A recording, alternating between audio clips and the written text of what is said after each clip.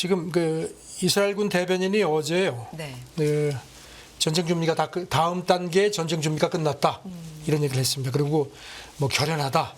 그다음에 가자 지구에서 이스라엘로 발사되는 로켓 수가 좀 줄었다고 하는데 그거는 우리를 속이려는 거, 안심시키려는 거다. 절대로 뭐 속으면 안 된다.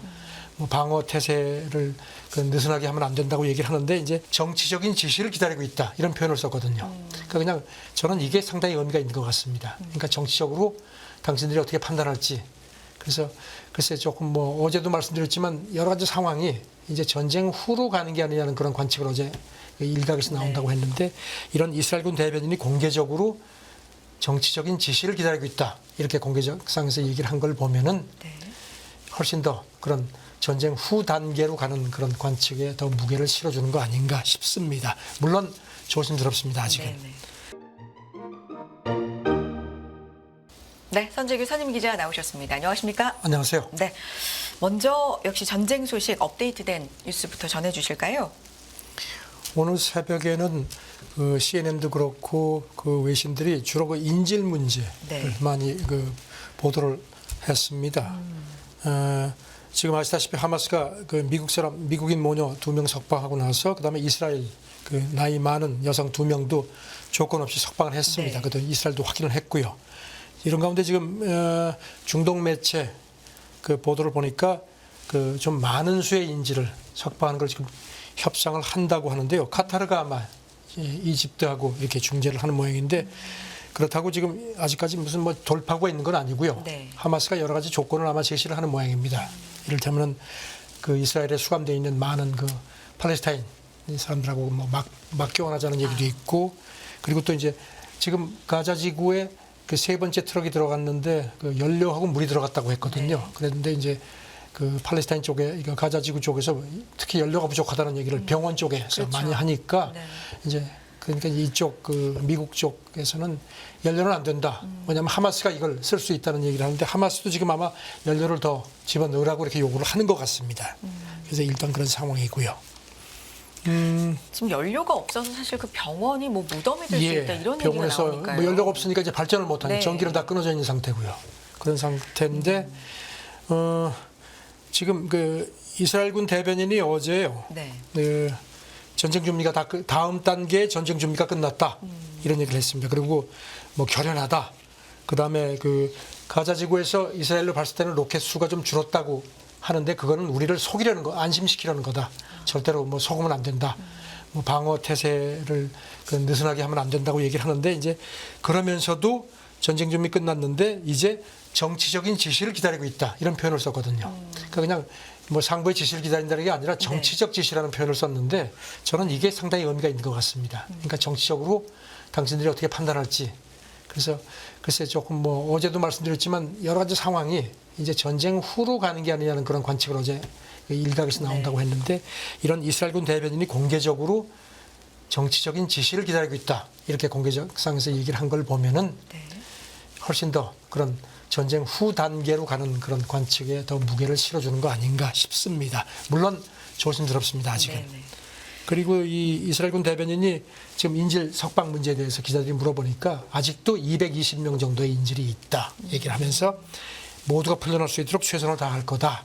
인질 얘기를 좀 더 많이 했습니다. 그리고 이제 하마스 쪽에서 인질 석방하면서 이제 영상을 공개를 했는데 굉장히 보면 뭐 굉장히 아주 부드러운 좀 좋은 부드러운 장면이 많았거든요. 그러니까 여기 대해서 자기네가 인도주의적인 걸 부각시키려는 어떤 일종의 심리적 테러의 일부다 이렇게 또 강조를 했습니다. 네. 인질들이 있는 장소가 굉장히 좀 뭐 여러 곳에 방으로 나뉘어서 뭐 이렇게 있다라는 얘기가 있어서 구출도 사실 그렇게 좀 어려울 것 같다라는 예측도 있더라고요. 하마스가 저는 인질을 가지고선 굉장히 카드로 많이 쓰는 것 같습니다. 네. 그리고 인질을 많이 잡을수록 보상도 좀 크다라는 보도도 그런 얘기도 있고요. 나왔고요. 그다음에 지상군 공격 뭐 이렇게 막 목소리가 커질 때마다 인질을 조금씩 석방을 하고 있거든요. 그래서 그런 인질 카드를 활용하는 것 같다는 그런 관측이 많습니다. 네.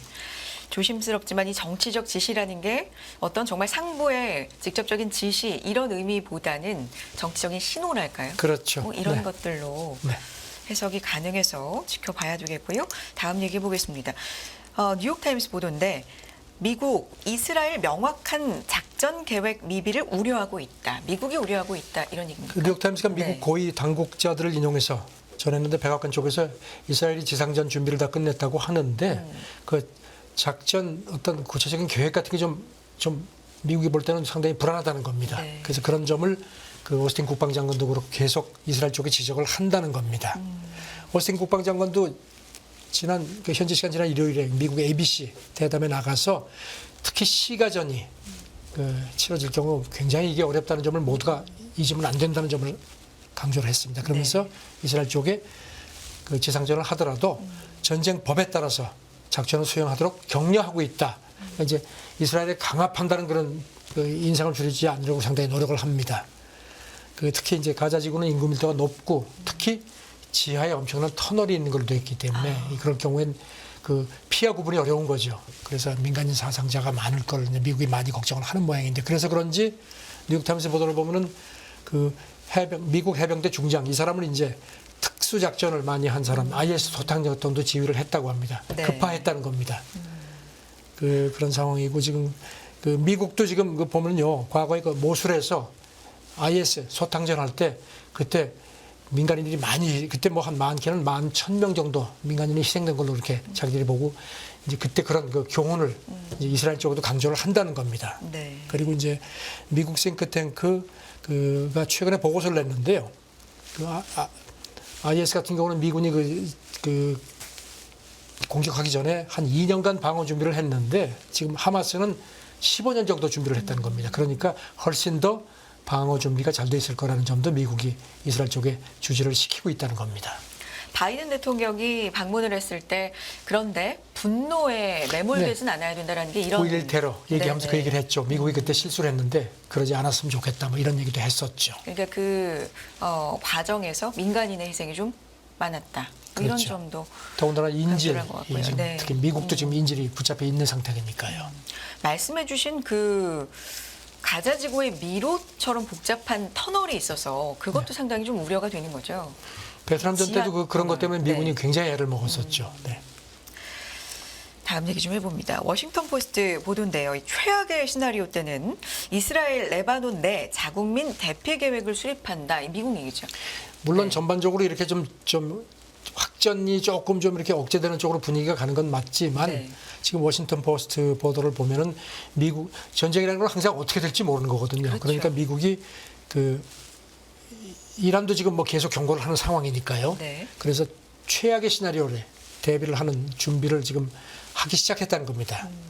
지금 보면은 이스라엘 같은 경우는 가장 한 60만 명 이상의 미국 사람들이 거기 있고 그다음에 레바논도 한 8만 6천 명 정도가 거기 산다고 합니다. 그러니까 합치면 거의 한 70만 명 정도니까 만약에 전쟁이 심각해지면 이건 보통 문제가 아니거든요. 그래서 그동안에는 그 백악관이 이런 유사시 대피 준비를 하면서도 쉬쉬했는데 왜냐하면 이게 새 나가면은 현지에 있는 미국인들이 공포에 빠지니까 그랬는데 이제 지금 항상 어떤 플랜 B에서 이거를 본격적으로 작전을 내부적으로 대피 계획을 수립을 하는 것 같다는 겁니다.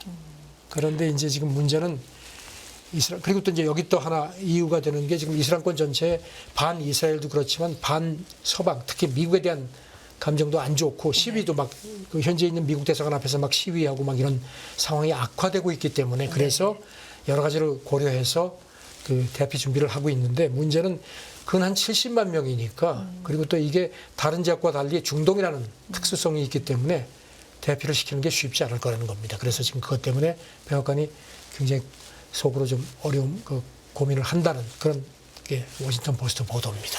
굉장히 생각보다 많은 인원이 있기 글쎄 때문에. 저도 그렇게 네. 보니까 많네요. 네. 자, 그 전쟁에 대해서 여기까지 일단 업데이트를 할까요? 푸틴 얘기를 좀 해주셔야 될 것 같아요. 네, 어제 좀 푸틴이 갑작스러운 얘기가 좀 나왔잖아요. 어제 뭐 심정지설. 네, 자다가 심장이 정지해서 그 경호원들이 막 들어가서 막 그냥 그 안에 그 관전에 있는 그 중환자실에 가가지고 심폐소생술해서 살려냈다 이런 루머가 돌았거든요. 확인이 어떻게 된 겁니까? 그러니까 텔레그램 네네. 이 텔레그램이 그 채널이 있는데 그걸 그 전직 러시아 보안 요원이라는 사람이 운영을 하는 걸로 그렇게 알려지고 있는데 네. 그래가지고 해서 이제 이거를 영국 그 타블로이드 대중지들이 보도하기 시작했는데 그 주요 외신들은 이걸 받지는 않았습니다. 네. 그러다가 이제 뭐 그러니까 이제 조금 루머만 돌았는데 결국은 지금 글쎄요 크렘린궁에서 지금 사진도 공개했고 그 다음에 어제 푸틴이 나와가지고 저 자기네 강요한테 그 보고받고 대화하는 그런 장면도 공개를 했습니다. 아, 그 전에 크렘린궁 대변인이 사진을 하나 공개를 했는데 날짜가 없었거든요. 그래서 아 이거 뭐 옛날 사진 아니야 이런 게 있었는데 일단 오늘 새벽까지 상황을 보면은 그거는 아닌 것 같습니다. 크렘린궁 대변인도 터무니없는 가짜 뉴스다 그런 얘기를 하는데 건재하다. 근데 저는 그동안에 보면은 푸틴이 여러 번 그렇게 좀 불편한 그런 모습들이 많이 노출됐거든요. 건강 이상설이 전에 그 꾸준히 쇼이구 있었어요. 국방장관 만났을 네. 때 이렇게 앉아 있는데 저도 그 사진을 봤는데 이렇게 네. 좀 불편한 표정이고 이렇게 좀 이렇게 의자에 손을 짚고 있었고요. 그다음에 뭐 그동안에 여러 차례 뭐 있었죠. 뭐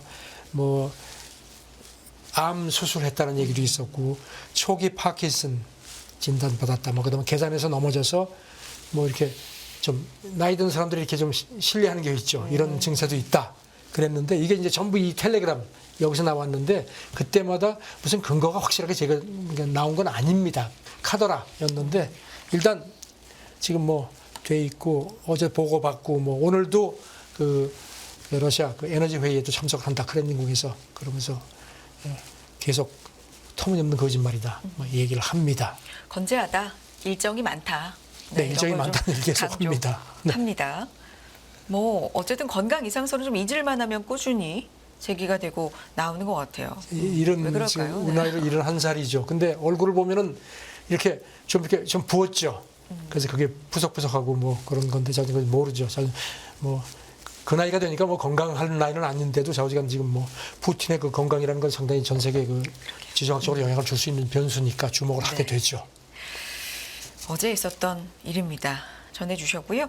자, 이 얘기를 좀 해보겠습니다. 아태 경제협력체 정상회의 앞두고 왕이 외교부장이 미국을 방문하는 것으로 발표가 됐네요. 네. 네. 그동안에 뭐 갈 거다 했는데 발표가 됐습니다. 네. 미국 국무부가 확인을 했습니다. 26일부터 28일까지 현지 시간 이번 주말 이제 워싱턴에 온다 발표했고요. 그리고 이제 뭐 늘 그 양쪽에서 하는 얘기 소통 채널 계속 유지하면서 여러 가지 현안을 논의를 할 거다 하는데 일단 관측은 지금 오늘 다음 달에 중순에 그 샌프란시스코에서 에이펙 정상회담이 있습니다. 그래서 시진핑이 그때 올 거라는 얘기가 많았고 그래서 왕위가 그 구체적인 의제 설정 문제 거기 초점이 맞춰질 것 같다는 관측입니다. 네. 26일에서 28일입니다. 현지 시간으로요. 네. 네. 블링컨 장관이 이제 맞을 예정이다. 이렇게 밝혀졌고요. 그 전에도 기억하시지만 왕위가 지난 9월에 몰타에서 네. 그 설리번 백악관 국가안보보좌관하고 만났죠. 이틀 동안 12시간 이상 만나서 얘기를 많이 했죠. 그리고 지금 보면은 그 허리펑 부총리 이 사람은 얼마 전에 은퇴를 했는데 지금도 무슨 뭐 직책이 있는데 이 사람은 은퇴를 했는데도 아직도 시진핑의 경제 책사로 그 실세로 분류가 됩니다. 이 사람이 미국을 오는 모양입니다. 그래가지고 옐런 재무장관하고 러먼드 상무장관을 만날 예정이라고 월스트리트저널이 그저께 보도를 했습니다. 그런데 이제 방미 시점은 아직 미정이라는데 에이펙 기간에 시진핑하고 같이 와서 뭐 이렇게 뭐 움직이지 않겠느냐 그런 관측이 많고요. 네. 일단은 뭐 미중이 만난다 하면 세계 경제가 어느 정도는 주목을 할 수밖에 없는데. 맞습니다. 지금 뭐 네. 그 미국의 그 전미 외교협회 이거는 뭐 싱크탱크인데 상당히 영향이 있거든요. 거기 회장이 월스트리트저널에 두 사람이 그 바이든하고 시진핑이 만나도 뭔가 어떤 합의를 할 수 있는 그런 징후는 전혀 없고 그런 상황도 아닌데 문 자체는 두 사람이 만난다는 자체가 가장 중요한 거다. 네. 그렇게 얘기를 했습니다. 시진핑이 미국에 온 게 2017년 4월이 마지막이었고요. 네. 바이든은 취임하고 나서 미국에서 만난 적이 없습니다. 그리고 시진핑이 지난 9일 기억하시죠? 베이징에서 척 슈머 민당 상원 대표 일행을 만나서 미중 관계가 중요하다 하면서 이런 얘기를 했죠. 중미 관계가 잘 돼야 할 1000가지 이유는 있는데 안 돼야 할 이유는 하나도 없다. 이런 얘기를 했습니다.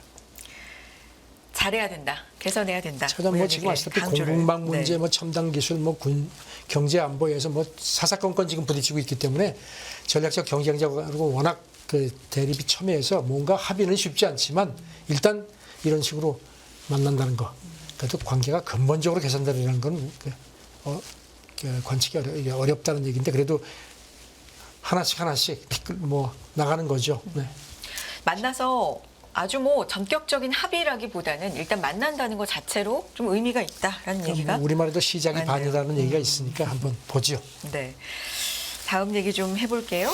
미국 국방부가 중국판 샹그릴라 대화라고 불리는 샹산 포럼에 참석한다. 이게 어떤 의미가 있는 겁니까? 그 베이징에서 29일부터 31일까지 네. 열립니다. 이게 2006년에 아시아 태평양 지역 안보 그 대화체로 시작이 됐습니다. 그러니까 이제 샹그릴라 대화 이제 약간 좀 견제하는 그런 성격으로 했는데 그 코로나 때문에 2019년에 마지막 대면 회의가 열렸습니다. 네. 근데 이번에 열리는데 미국 국방부가 그 발표를 했습니다. 초청을 받았다. 그래서 지금 참석을 하겠다고 했습니다. 여기 가는 건 대개 그 부차관급 보급이 갔는데 아마 그 인사가 갈 모양입니다. 중국 네. 담당 부차관보가 있습니다.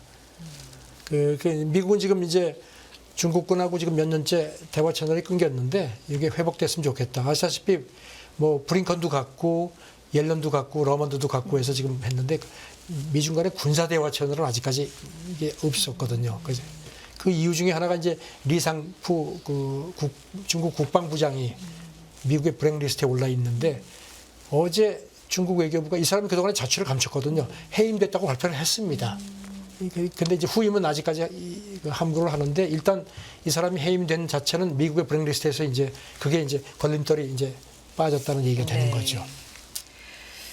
그래도 경제 쪽으로는 대화를 시도하려는 노력들 오고 가면서 그런 게 좀 있었는데 네. 국방 쪽에서는 좀 없었는데 그런 쪽으로 의미가 있군요. 오스틴 미국 국방장관이 그 작년 11월에 네. 캄보디아 아세안 확대 국방장관 회의 때 그때 리상프를 만났었습니다. 중국 카운터파트를 만난 게 마지막인데 이 회의가 다음 달 열립니다. 그래서 그때 그 후임자가 이제 이달 안에 아마 그 결정이 되지 않겠냐는 게 중국 언론 관측이거든요. 그렇기 네. 때문에 이제 그때 오스틴이 거기서 그 후임 중국 국방부장을 만나지 않겠느냐 뭐 그런 가능성도 있습니다. 그런가 하면 이 중국이 미국과 이란 접촉에 좀 역할을 했을지 모른다 이런 얘기가 있어요. 글쎄요. 지금 중국하고 이란이 직간접 접촉했다는 말씀 제가 드렸죠. 네. 그래가지고 서로 뭐 뭐 확전하지 말자는 그런 교감이 왔다 갔다 했다는 관측이 나왔는데 그 중국이 뭔가 좀 보이지 않는 그 역할을 한 게 아니냐는 그런 관측이 조심스럽게 나옵니다. 기억하시지만 지난 3월에 그야말로 앙숙이던 이란하고 사우디 복교를 중국이 주선을 했죠. 그리고 또 중국이 중동 특사까지 보냈죠. 처음에는 이 미국이 이스라엘 편든다고 굉장히 강하게 이렇게 비판하다가 뭐 즉각 휴전, 인도적 지원 확대 이런 쪽으로 이제 조금 좀 중국의 초점이 바뀌었었습니다. 그래서 이제 그런 맥락에서 중국이 이번에 미국하고 이란 간의 어떤 모종의 보이지 않는 중재 역할을 한 게 아니냐 뭐 그런 관측도 있습니다. 알겠습니다. 자, 다음 얘기는 러시아인데요. 더는 미국 중심의 세계 질서는 없을 것이다. 이건 또 어디서 나온 얘기죠? 그 바이든 대통령이 지난 20일 이런 얘기를 했습니다. 네. 전후 50년이 세계가 꽤 그런 대로 잘 작동을 했었는데 이제는 조금 상황이 달라져서 힘이 빠졌다. 그래서 새로운 세계 질서가 필요하다. 이런 얘기를 했거든요. 여기 대해서 크렘린궁 대변인이 그저께 브리핑하면서 바이든 대통령 말에 전적으로 공감한다. 그러면서 우리가 이렇게 미국 대통령 말에 전적으로 공감하는 경우는 매우 드물다. 이렇게 해서 좀 뭔가 이렇게 웬일이야 그랬는데 네. 아니나 다를까 그러면서도 하지만 미국 중심의 그런 그 세계 질서를 주도하는 거는 이제 끝났다. 바이든 대통령이 그걸 원하는 모양인데 이제는 그거 이제 물 건너갔다. 이렇게 더는 그렇지 않다. 이렇게 딱 그냥 선을 그었습니다. 네. 이스라엘 하마스 전쟁 관련돼서도 어떤 얘기를 그 라브로프 했나요? 러시아 외무장관도 비슷한 얘기를 했는데요. 이번 전쟁과 관련해서 한 나라의 개입이 과다하면 상황이 악화될 수 있다. 이게 이제 미국을 우회적으로 비판한 겁니다. 지금 미국이 너무 많이 이를테면 지중해 추진함 전단 2개나 보냈죠. 그다음에 이제 병력도 대기시키고 해서 사실상 개입하고 있다는 겁니다. 그래서 그런 것 때문에 지금 문제가 된 거다. 그런 얘기를 했습니다. 그 라브로프 장관은 또 중동 문제를 외교적으로 해결하는 데는 그 주변국도 그렇지만 미국하고 유럽연합 노력 없이는 안 된다. 인정한다. 하지만 일방적으로 하는 게 아니고 집단적인 합의가 필요하다는 얘기를 했습니다. 그래서 계속 중국도 그렇고 러시아도 그렇고 두 개 국가 해법 그걸 거듭 상기시킵니다. 네. 러시아 우크라이나 전쟁도 한편에서는 계속되고 있는 와중에 네, 네. 다른 또 전쟁에 대해서 이렇게 계속 얘기를 하네요. 네 그렇습니다. 다음 얘기 가보겠습니다. 일본 GDP가 올해 독일에 역전돼서 세계 4위로 하락했다. 그 잠깐 설명드리면 일본이 아주 잘 나가던 1968년에 네. 그때 이제 일본이 그 당시에는 이제 그 국민총생상 GNP를 썼죠. 그거 기준으로 서독 제치고 세계 2위 경제대국으로 올랐었습니다. 그러다가 2010년에 중국에 밀려서 이제 3위가 됐고 올해 지금 IMF 여러 가지 전망을 보면 교도통신 전망은 올해 그 독일에 밀려서 4위로 더 처질 것 같다는 겁니다.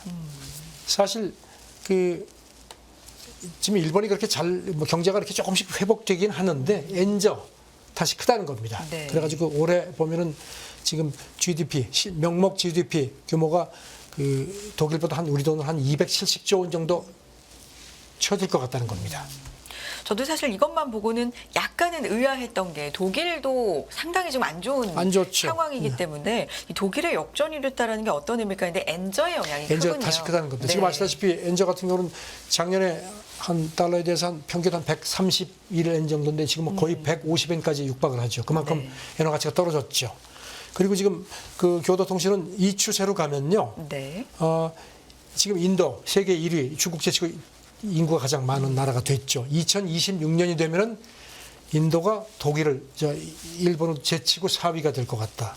그럼 이제 5위로 더 밀릴 수 있다는 겁니다. 네. 역시 인구의 힘이 이제는 옛날에 네. 인구가 많은 게 부담이었는데 이제는 인구가 많은 게 힘입니다. 특히 인도 같은 경우는 젊은 인구가 많다는 것도 그러게요. 큰 힘이죠. 네. 인구 구조도 인도에서는 많이 얘기가 좀 되고 있죠. 자, 이 얘기까지 해볼까요? 암 정복 가능. 저 이 소식 좀 듣고 정말 반갑다 했었는데 예. 이 얘기가 나왔어요. 그 네. 바이오엔테크 네. 그 화이자하고 세계 최초로 메신저 리보액산 그 코로나 백신 만들어서 상당히 뭐 성과를 봤죠. 네.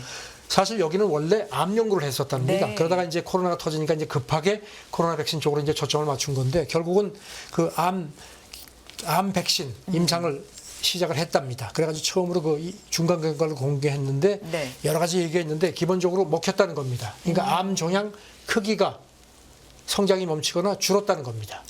효과가 있고 물론 이제 아직은 이제 초기 임상인데 그래서 상당히 그다음에 임상 규모도 적고요. 그래서 이쪽에서는 곧 이제 2차 임상에 들어간다고 하는데 목표는 새 백신을 통해서 2030년까지 암 환자 10,000명을 완치시키는 게 목표다. 치료한다. 이렇게 발표를 했습니다. 저는 암 정복이 가능할까? 이제 이런 기대감이 조금 이제 훨씬 더 현실화된 것 같습니다. 치료도 치료지만 이게 백신이라는 게 그렇죠. 그렇죠. 백신이죠. 네. 뭐 2단계 투여 후 59% 조약 해보니까 후유증이 조금 있긴 있었는데 뭐 열이 나거나 저혈압 같은 거였고 한 44명 대상했는데 그 한 명 정도만 조금 생명이 좀 안 좋았고 나머지는 굉장히 좋았다는 겁니다. 그래서 네. 일단 자우전 뭐 임상 단계지만 상당히 암이 정복된다 그런 기대감을 가질 수 있게 됐습니다. 주가가 많이 뛰었을 겁니다. 네. 아마. 바이오엔테크 뭐 내년에 임상 이상을 재개할 예정이다. 이런 네. 얘기가 있네요. 암 정복이 가능한 세상이 정말 완전 가능한 세상이 오는 건지 궁금해집니다. 국제뉴스 선재규 선임 기자 함께했습니다. 고맙습니다. 네, 감사합니다.